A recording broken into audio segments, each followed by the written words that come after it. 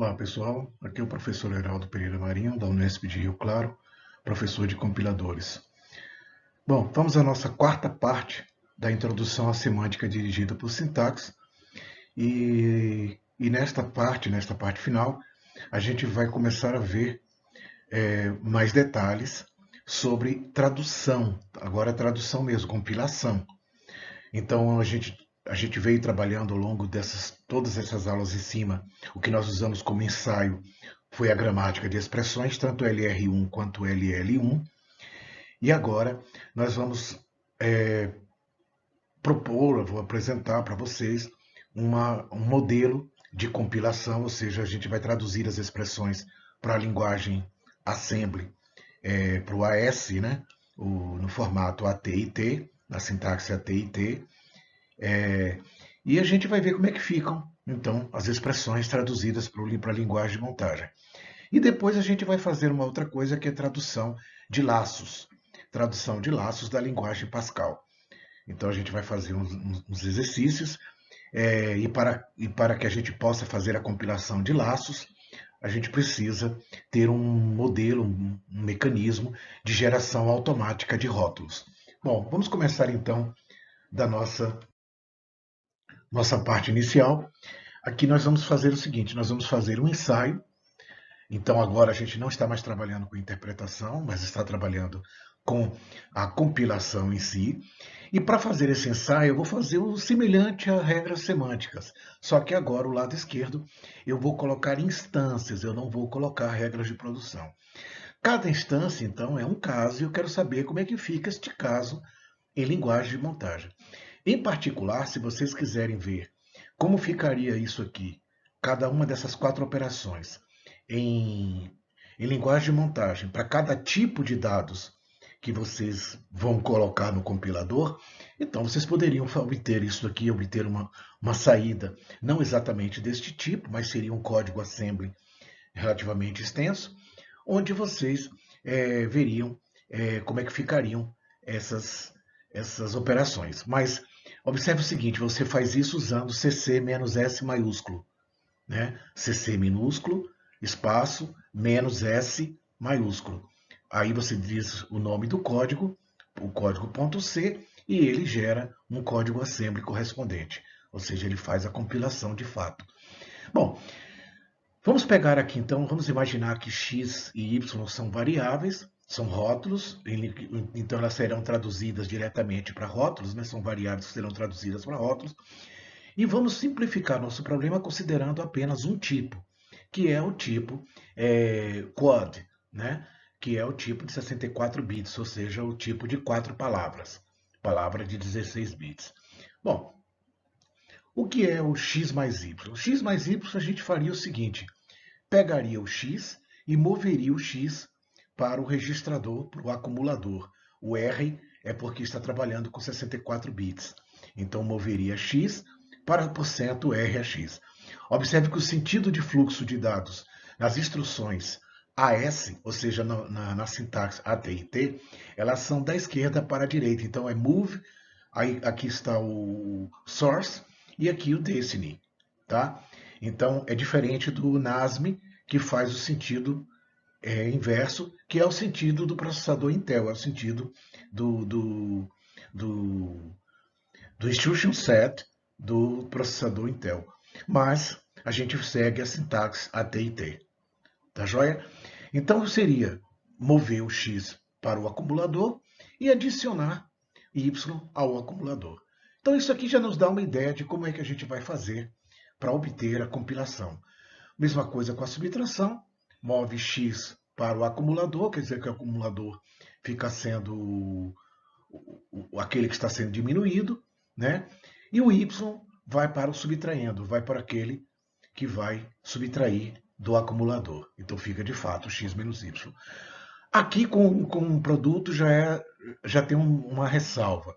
X vezes y, isso vai dar um valor que pode estourar o RAX e esse transbordo fica no RDX.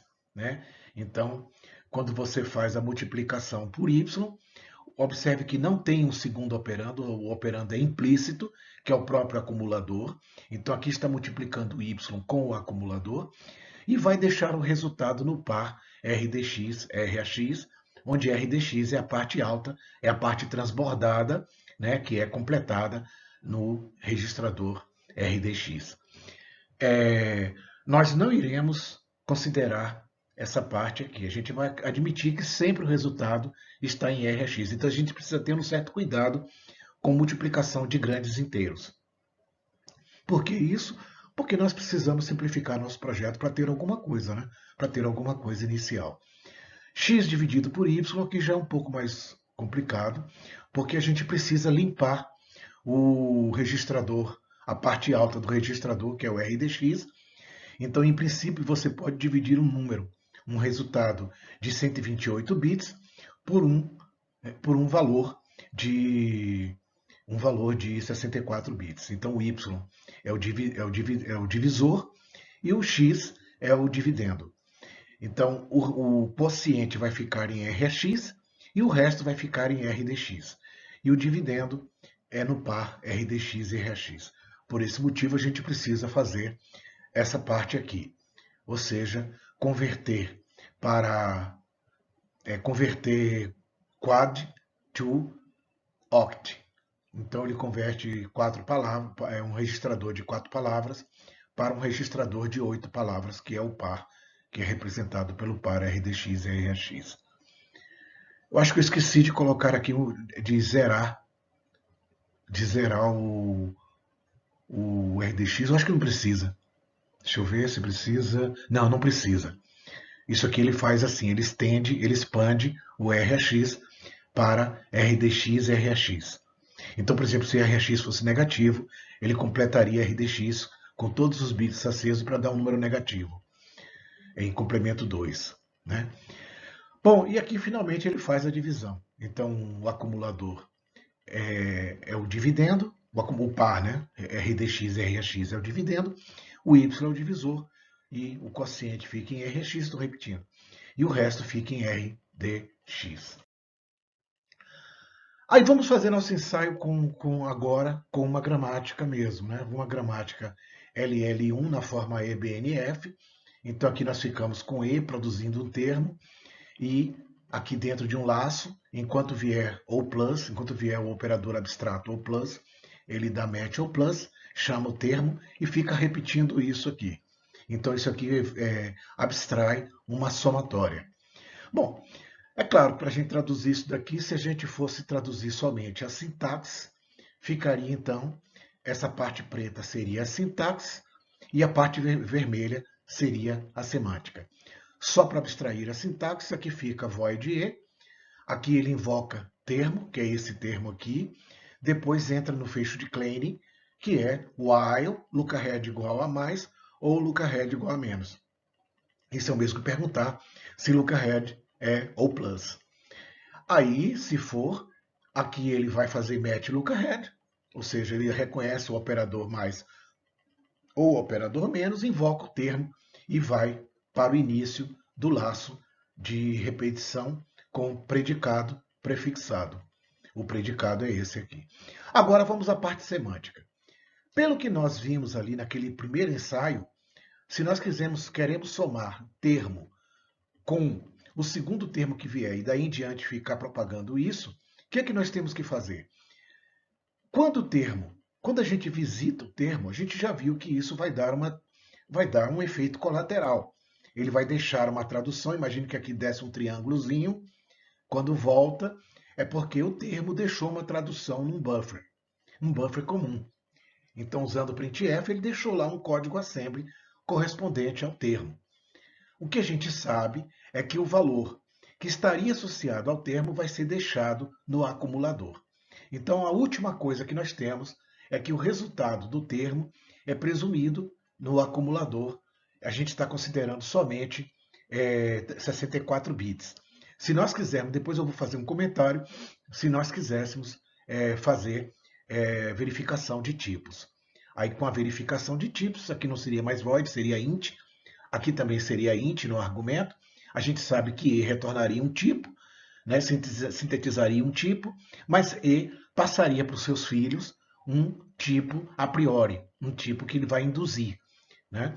Bom, mas vamos ao que interessa.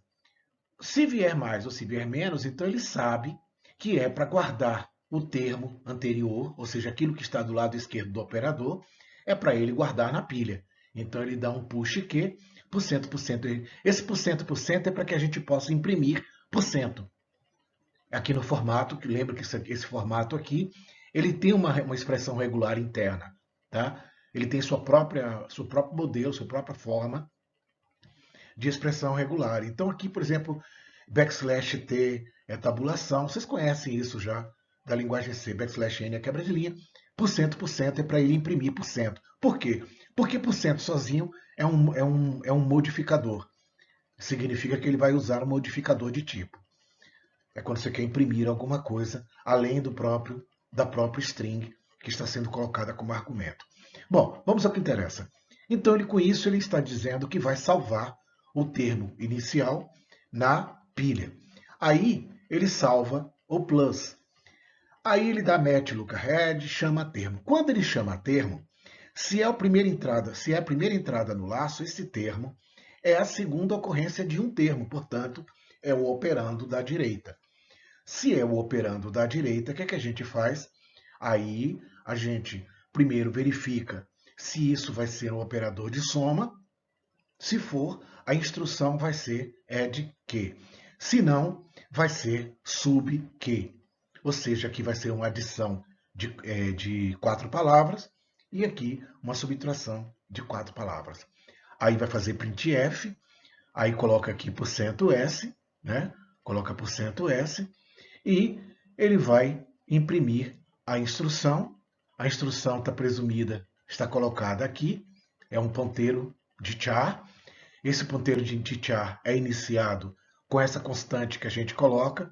Em assembly, essa constante vai virar, de fato, um rótulo, certamente prefixado com ponto, para ficar invisível. Mas isso aqui, mas tudo bem. E aqui ele vai colocar, finalmente, barra T %S, esse %S se refere à instrução, que pode ser a de Q ou sub Q, em função do O plus, se foi mais ou se foi menos. Se não foi mais, só pode ter sido menos, senão ele não teria entrado aqui. Certo? Então é isso. Aí ele imprime a instrução e ele dá um pop para o %RX.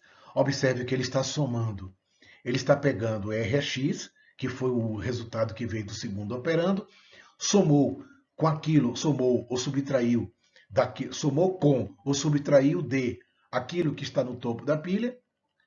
Quando ele faz um pop, o resultado volta para o acumulador e não perde nada. Certo? Agora, se nós estivéssemos trabalhando com tipo, significa que isso aqui não poderia ser uma única linha, teríamos que modularizar isso, colocar isso aqui uma coisa um pouco mais sofisticada dentro de um procedimento. Esse procedimento passaria como argumento o tipo. Então, além de passar isso aqui, além de dizer qual vai ser o tipo de instrução, qual vai ser o tipo se vai ser adição ou subtração, ele passaria o tipo também o tipo que ele evoluiu, né? O tipo começa com o tipo herdado, ele pega aquele iscompat que a gente viu na aula 08 e vai fazendo isso e computando a evolução dos tipos se forem compatíveis. Se não for compatível, aí aqui a gente já verificaria no próprio módulo que iria abstrair isso daqui agora com tipo, ele só geraria código se o tipo acumulado aqui fosse um valor válido.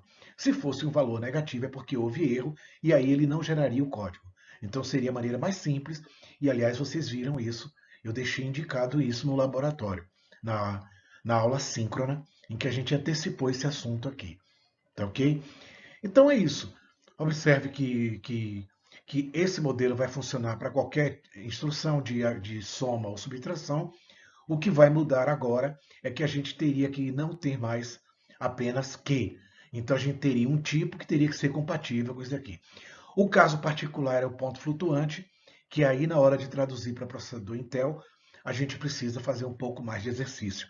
Mas, se a gente, ao invés de ficar colocando instruções Intel, usasse o pseudocódigo, aí a gente estaria trabalhando com um código intermediário. Usar o pseudocódigo é muito mais vantagem, porque naquele momento a gente não está preocupado com os detalhes do processador hospedeiro. Mas aí a gente estaria pensando, na verdade, em fazer um rascunho que poderia ser passado, ou seja, cujo nível de abstração é tão baixo que poderia ser transcrito facilmente para qualquer processador que nós estivéssemos objetivando. Então é essa a ideia. O que vem depois é o termo. O termo é um produtório. É claro, produtório eu estou generalizando porque eu estou considerando aqui está errado. Aqui era para ser, na verdade, um all times. Isso aqui é um operador de multiplicação, mas aqui eu usei correto. Aqui dentro do código eu usei correto como all times. Isso foi no slide 4. Então, com isso aqui, nós temos o que corresponderia a isso se estivesse aqui com all times. Mas tudo bem, ó, vou ficar marcando aqui para dizer que é all times. Certo? Então vamos lá. Termo. Primeiro a parte sintática. A sintaxe vai fazer o quê? Vem um fator, enquanto lookahead for vezes ou dividido, é esse fecho de Kleene. Então isso aqui é all times. Aí ele chama, ele dá um match no lookahead, aqui não era para estar em vermelho, era para estar em preto. Tá? É sintaxe, dá um match lookahead, chama o fator e volta para o início do laço. Agora, quando a gente coloca a semântica, primeiro nós vamos ter a variável semântica all times. Aí, quando retorna do fator, o fator, na verdade, é uma variável, uma constante ou uma expressão entre parênteses. Então, é presumido que o resultado do fator é o próprio registrador RAX. Novamente, estou trabalhando com a representação nativa das arquiteturas modernas Intel ou AMD, que são as duas únicas que eu conheço. Então, é presumido aqui que o valor do fator encontra-se em RAX. Aqui ele vai fazer o produtório. Como é que ele faz o produtório?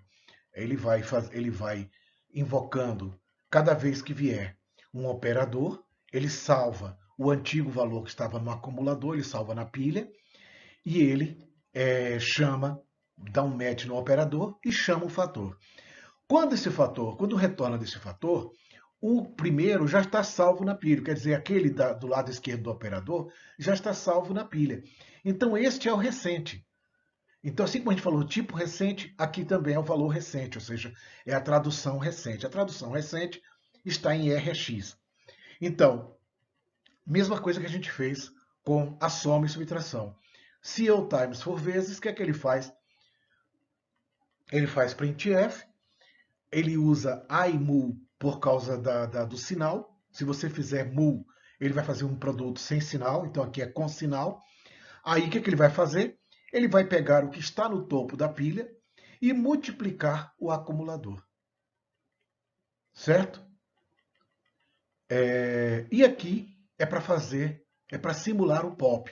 Ou seja, ele vai somar 8 ao registrador, que é o ponteiro de pilha.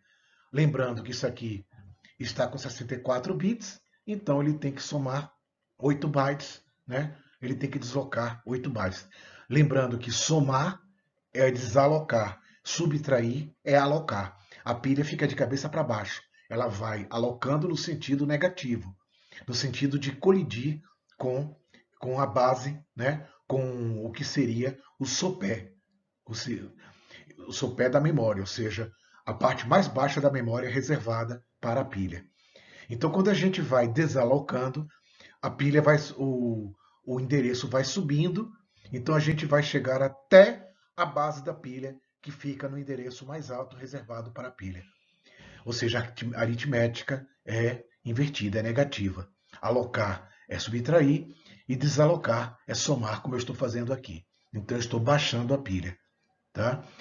Agora, se for divisão, não. Se for divisão, eu pego o recente, compilo para um registrador auxiliar, um registrador temporário, pego o topo da pilha, jogo em RAX, faço aquela expansão para 128 bits, para ficar no par RDX e RAX, e agora eu efetuo a divisão, ou seja, eu divido o par RDX e RAX pelo valor recente, que é RCX.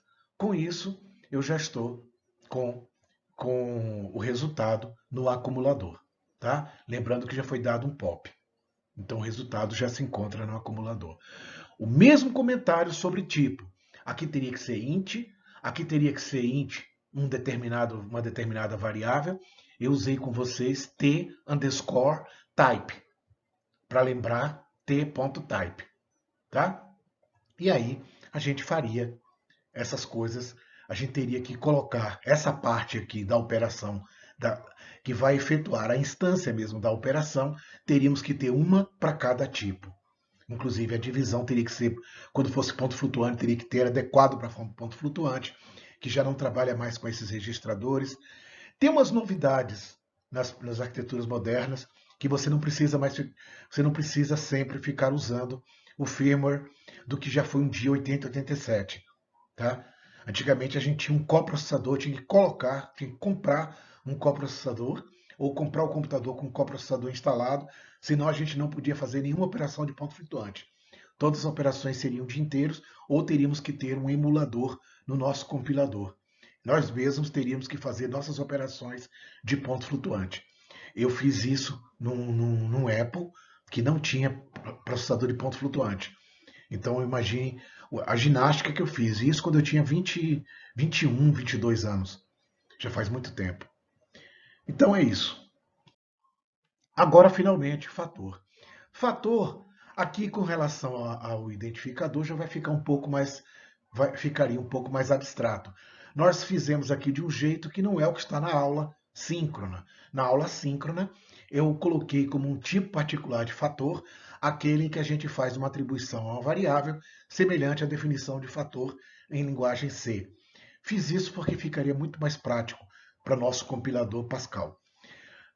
Nosso Pascal modificado e simplificado, né? No caso aqui de ser somente inteiro, inteiro sem sinal, nós vamos admitir que esse inteiro é o de 64 bits, mas a gente sabe que a gente pode ter um certo número de inteiros. Podemos ter inteiro de 8, inteiro de 16, inteiro 32, inteiro 64, né? Podemos ter essas modalidades, essas 4 modalidades de inteiro. E além disso, a gente ainda pode ter um ponto flutuante, que não está citado aqui. Precisaríamos de ponto flutuante, que pode ter de 32 bits e de 64 bits. 32 bits no Pascal é o real e o de 64 bits é o double. Bom, já na parte de identificador, nós precisaríamos de uma tabela de símbolos para resgatar o tipo se a gente estivesse trabalhando com tipo. Por quê? Porque a variável não é somente o rótulo. Além do rótulo, nós temos que saber se essa operação de move vai ser compatível com o tipo que está abstraído pela variável. Então a gente teria que ter a instrução adequada para aquele tipo de variável. E aí a gente precisaria criar um procedimento, alguma coisa tipo retrieve type, ou type retrieve, para que a gente pudesse resgatar o tipo que está associado àquela variável cujo nome está indexado na tabela de símbolos. Bom, então é isso. Essa parte que é o default, se não vier nem número nem identificador, só pode ser match abre parênteses, chama a expressão, match fecha parênteses. Observe que, neste caso, nós não temos tradução nenhuma para fazer aqui, não temos nenhuma ação de tradução. Por quê? Porque seja lá o que for que tiver que ser traduzido, quando a gente descer a árvore, isso vai ficar no buffer comum. Ou seja, visitou a expressão, quando retornar, a tradução dela já está deixada no rastro comum, que é o que eu estou chamando de buffer comum. No nosso caso, para fazer os ensaios, é o stdout. Certo? Então, é isso. É o que a gente tinha que ver e que nós já fizemos um spoiler no laboratório na última aula síncrona. Bom, aqui tem uma atividade proposta de laboratório que é implementar os módulos de compilação de expressões para inteiro 32, ponto flutuante 32, ou seja, além do inteiro de 64, e ponto flutuante 64, ou seja, eu estou sugerindo aqui que vocês olhem a guia de referência Intel. Então, cuidado para vocês não pegarem coisa que anda por aí, que é 80, que é 386. Não. Olhe as instruções modernas, né? Principalmente as de ponto flutuante. Ou faça engenharia reversa. Ou seja, aquilo que eu tinha colocado no início da transparência, na primeira transparência, tirando a capa, na primeira transparência que eu tinha colocado um ensaiozinho com x mais y, x menos y, façam aquilo para diferentes tipos. Então façam aquilo para, por exemplo, para inteiro 32, inteiro 64, ponto flutuante 32, ponto flutuante 64. Então compile cada um desses módulos em CC-S, saiba filtrar a parte do preâmbulo, né, aquele prólogo em que ele faz a preparação do registro de ativação, e o epílogo que ele faz, que ele desativa, né, que ele desfaz o registro. E tem uma parte central que diz respeito à alocação de memória, também ignore. E também tem umas instruções modernas, umas pseudo-instruções modernas do montador AS, em que agora ele usa explicitamente o registrador ponteiro, ponteiro de instrução, né? É o program counter, né? É o instruction pointer. Então ali ele trabalha com o ponteiro de instrução para fazer referência à memória local. Tá joia? Local que eu falo é memória próxima. Então é isso. E aí com isso vocês podem fazer uma versão mais ampliada, que na verdade é uma atividade que vocês terão que fazer mesmo para ter o compilador Pascal. Bom, mas o compilador Pascal, gente, não é feito só de expressões, não, né? O compilador Pascal precisa de laços. Então o Pascal ele possui if then else, ele possui o while, expressão do, ele possui repeat until. Então a gente precisa ter uma ideia de como é que a gente traduz. Como é que a gente faz para traduzir um laço estruturado, numa linguagem estruturada, né, uma linguagem de alto nível, como é o caso do Pascal, para uma linguagem de baixo nível, né, que geralmente a gente representaria por um fluxograma. Se você trabalha com linguagem de montagem, a melhor coisa é você bolar seus algoritmos, adequar os algoritmos para uma linguagem de fluxograma. Apesar do processador Intel mostrar todos os algoritmos na forma estruturada. Mas acontece que se você quer trabalhar de forma objetiva mesmo, em linguagem de montagem, é muito mais prático você trabalhar com fluxograma, ou seja, com diagrama de blocos. Muito mais fácil. Mas vamos ao que interessa. Imaginem que nós temos aqui o seguinte: se expressão if expression then statement. Isso é Pascal. Isso é o if unmatched if, ou seja, o if simples. É o if que não tem o else. Se nós traduzirmos isso aqui para a linguagem de montagem, certamente o que nós teríamos, esse ponto if, dois pontos, é um rótulo só para marcar o início do if, mas ele não é utilizado. Então ele é mais um rótulo didático. Aqui eu estou escrevendo a expressão .as entre parênteses bicudos, é só para enfatizar que isso aqui vai ser a tradução para a linguagem de montagem do que é uma expressão. O resultado da expressão vai ficar no acumulador e provavelmente vai acender o flag 0 se esse resultado da expressão for falso. Aí, acendendo o flag 0, ele vai para o ponto em diff, que é a saída do if. Né? Certo? Se for falso, ele vai embora, vai para o fim do if. Se for verdadeiro, então não vai acender o flag 0. Quer dizer que essa expressão tem um resultado diferente de 0. Então isso aqui não vai ser satisfeito e ele vai executar, ou seja, o fluxo de execução vai entrar aqui no que seria a tradução do statement. Então é isso aí. Se a expressão for falsa, pule fora. Se for verdadeira, ignore esse jump, desce e faz a sentença, né, subordinada à expressão. Essa expressão certamente é uma expressão lógica ou relacional, né? Ela retorna alguma coisa booleana, e nesse retorno de algo booleano, se for verdadeiro, isso aqui não vai dar jump zero.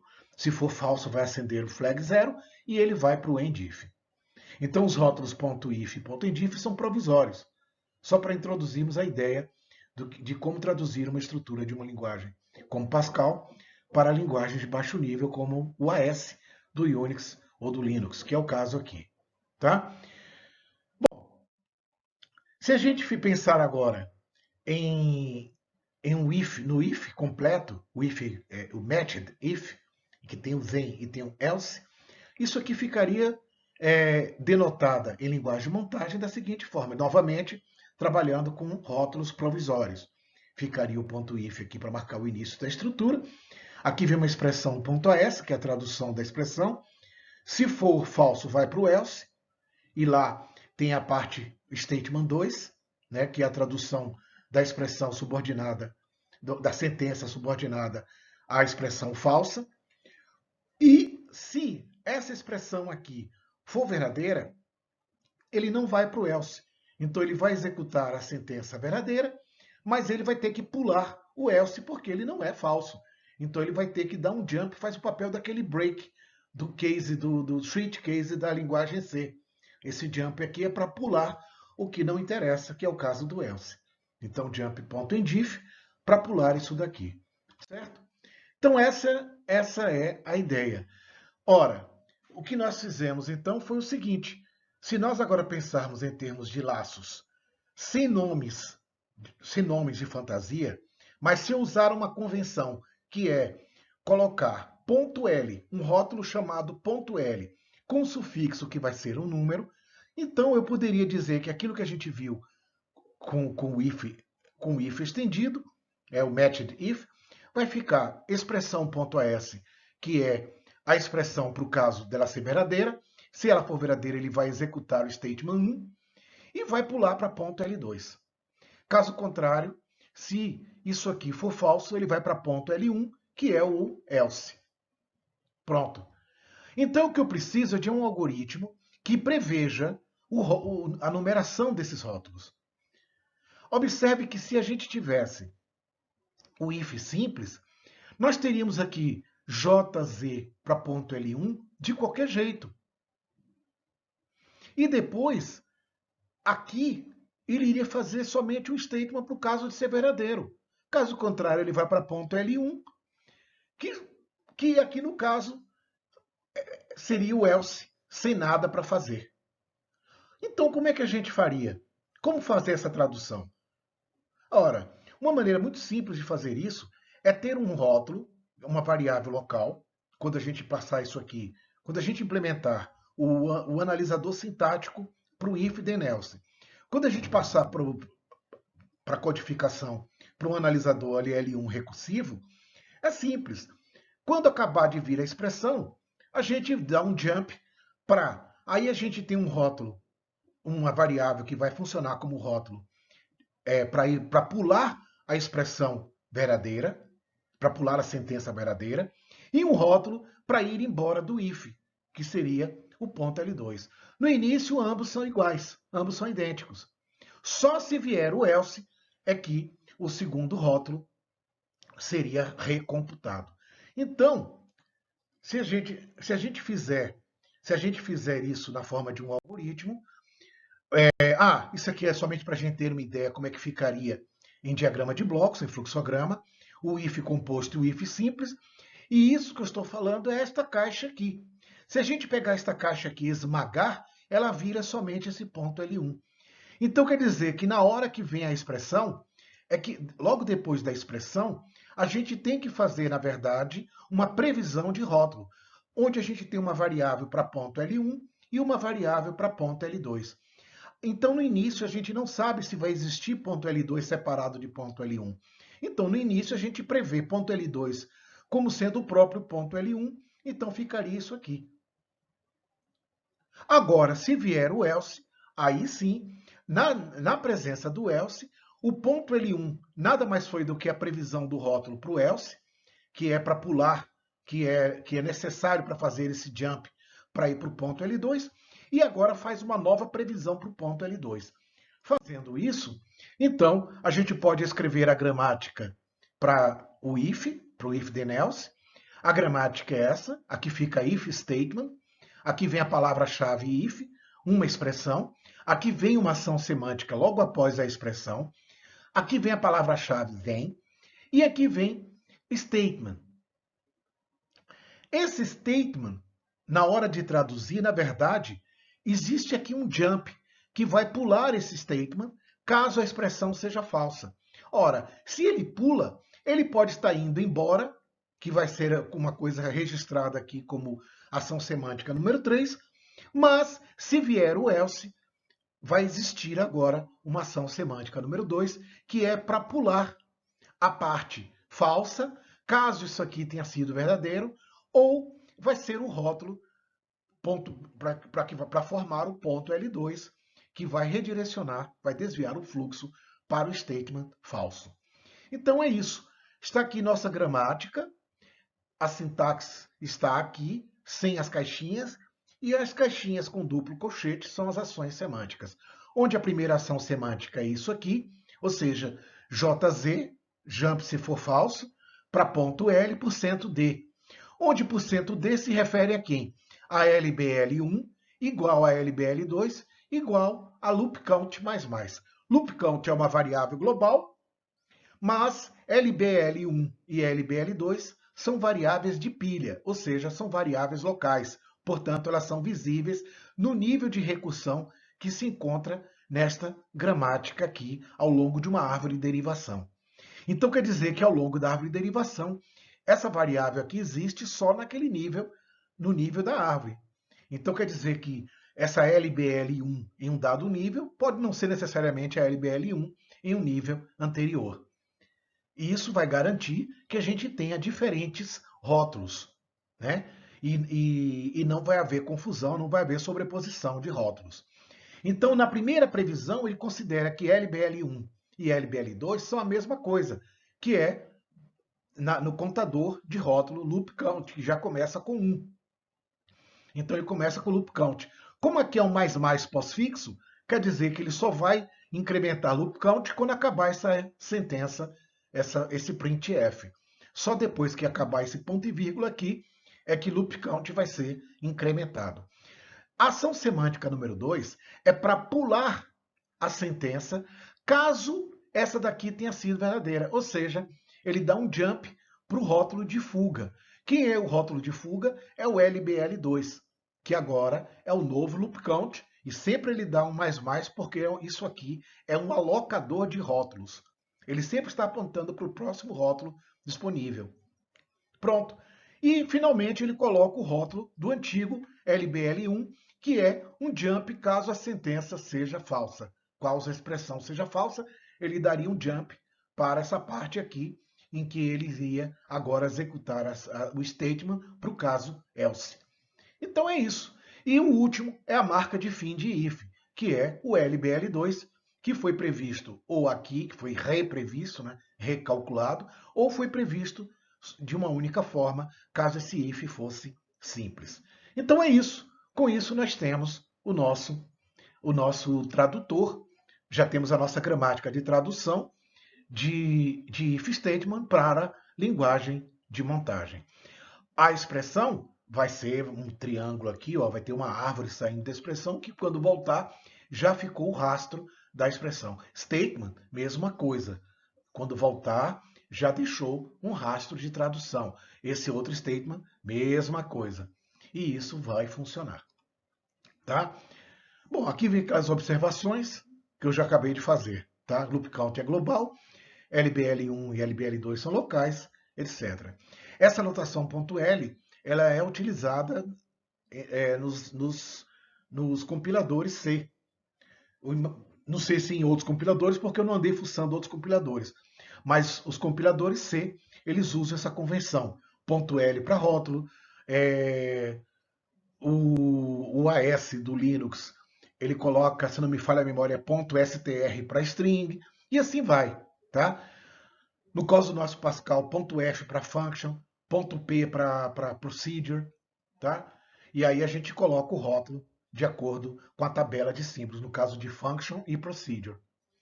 Porque a tabela de símbolos vai garantir a visibilidade em ordem de nível léxico, que ainda vou explicar para vocês, ou se bem que eu já expliquei, né?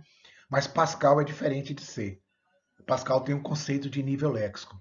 C só tem, na verdade, dois escopos, escopo global e escopo local. Pascal não. Pascal é definido em nível léxico. Ele começa do nível léxico 1, que é o que está dentro do programa, e daí em diante ele vai indentando à medida que você implementa um procedural function dentro de uma procedural function e assim por diante, ou começando de uma procedural function implementada dentro do programa. Bom, vamos lá então. Aqui está a sintaxe pura. Desta vez eu fui mais esperto, né? Aí está aqui só a sintaxe, está aqui em pretinho. Então isso, pelo que vocês já estão acostumados aí, vocês já conseguem enxergar a gramática só de olhar para isso daqui. Então o if statement é a mesma coisa de dar um match no if, que é uma palavra-chave, invoco a expressão, dou um match no then. Essa expressão é a expressão mais abrangente de todas.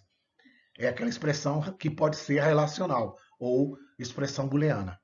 Match then. Depois vem se vier else, então isso aqui corresponde ao colchete da forma estendida Bacchus Naur, EBNF, aí dá match else e chama statement.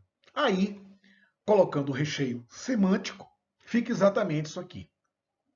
Nós presumimos que next label é uma variável global, portanto declarada fora do módulo, inicializada com 1, mas LBL1 e LBL2 são variáveis locais. Aqui vem o que nós chamamos ação semântica número 1, que vai ser isso daqui. Vai ser printf, jz, blá, blá, blá, blá, blá, blá, blá, que a gente já viu. Tá? Observe que ele faz uma previsão. LBL1 é o rótulo que pode ser tanto do endif quanto do else. Mas a gente deixa que LBL2 seja sempre do endif. Neste caso, quando a gente não sabe, se a gente não sabe se vem um else, a gente já prevê que LBL2 é o próprio LBL1, ou seja, é o rótulo de fuga da expressão ser falsa. Mas, se vier else, quer dizer que tem que ser refeito LBL2, que passa a ser o fim da estrutura, ou seja, o endif. Não existe endif no Pascal.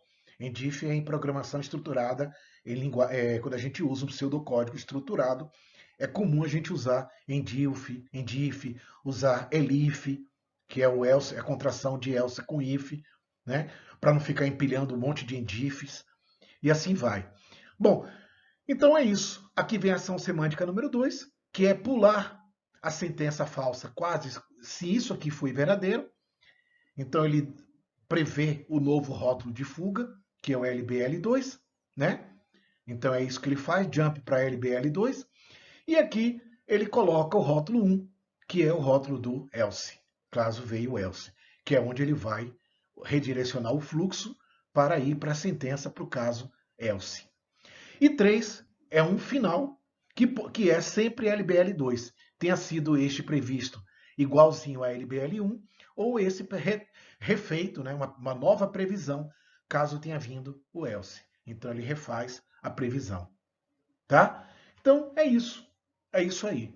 Ou seja, já temos uma ideia de como é que a gente implementa o if e já temos uma ideia de como raciocinar com o cálculo dos rótulos. E como é que ficaria a estrutura while?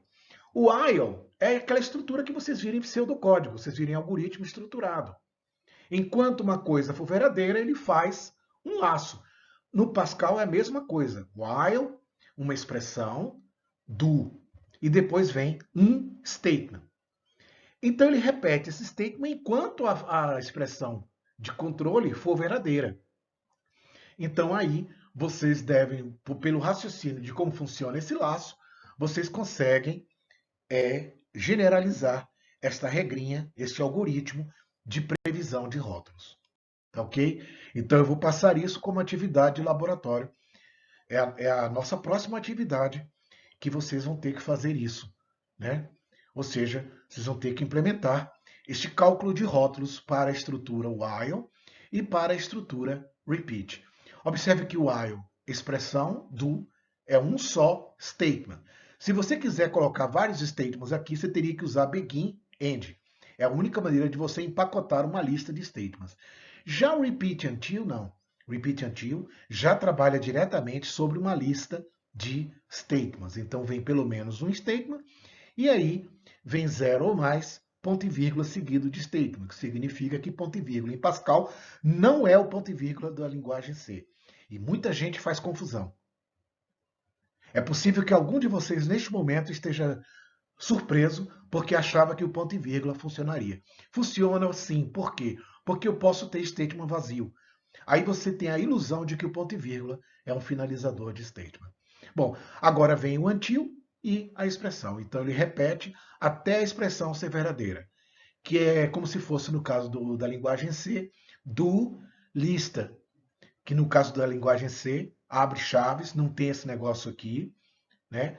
É como se fosse begin, end, abre chaves, fecha chaves, e aqui ao invés de until seria while, tá? Aqui não, aqui é not while, aqui é until. Então ele repete até a expressão virar verdadeira. Se a expressão for verdadeira, ele não volta para o início, ele vai embora.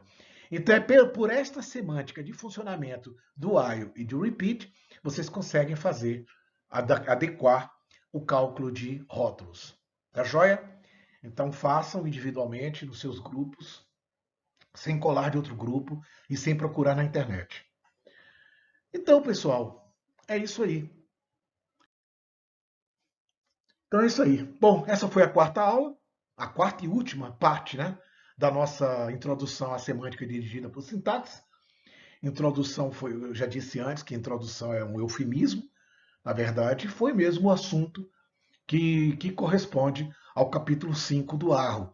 Só que é claro que eu dei uma enxugada, eu dei uma aliviada, já que o Arro é muito pesado, a não ser que a gente tenha uma disciplina voltada a vocês estudarem para responder provas quilométricas, que não é o caso.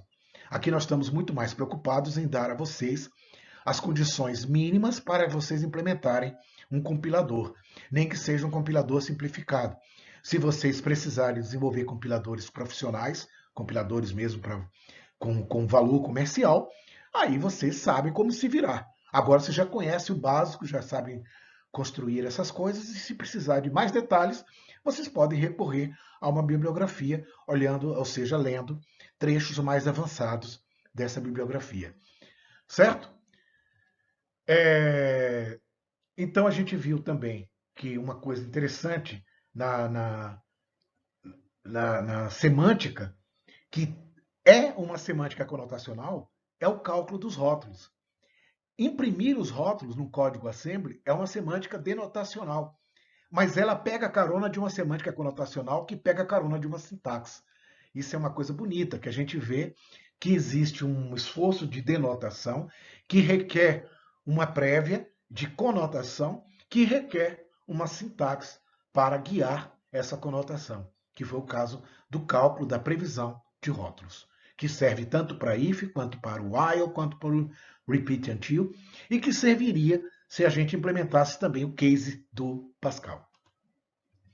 Bom, a versão compilada da calculadora é o alicerce para o compilador de expressões, guiado por verificação de tipos, discutido no vídeo anterior, aula 08. Então, novamente, nós temos a denotação, a semântica denotacional, pegando carona da semântica conotacional, que seria a semântica de verificação de tipos, que, por sua vez, pega carona da sintaxe. Então, nós temos, na verdade, o quê? A parte de tipos é uma semântica dirigida por sintaxe, enquanto a denotação, ou seja, a tradução para assembly, é uma semântica dirigida por semântica.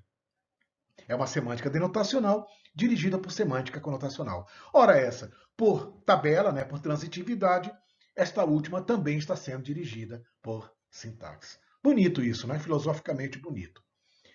Bom, apesar da aparente simplicidade da implementação de regras de tradução e de interpretação baseadas por sintaxe, vimos que a complexidade espacial do compilador vai se tornando um problema, o que requer métodos de modularização que serão discutidos no assunto geração de código intermediário, mas a gente já começou a tocar no assunto no laboratório. O laboratório ele sempre dá uma spoilada nas aulas assíncronas, como eu já tinha explicado isso para vocês. Então essa ideia de modularização é muito interessante porque a gente cria primitivas. Isso empacota, isso reduz a complexidade espacial.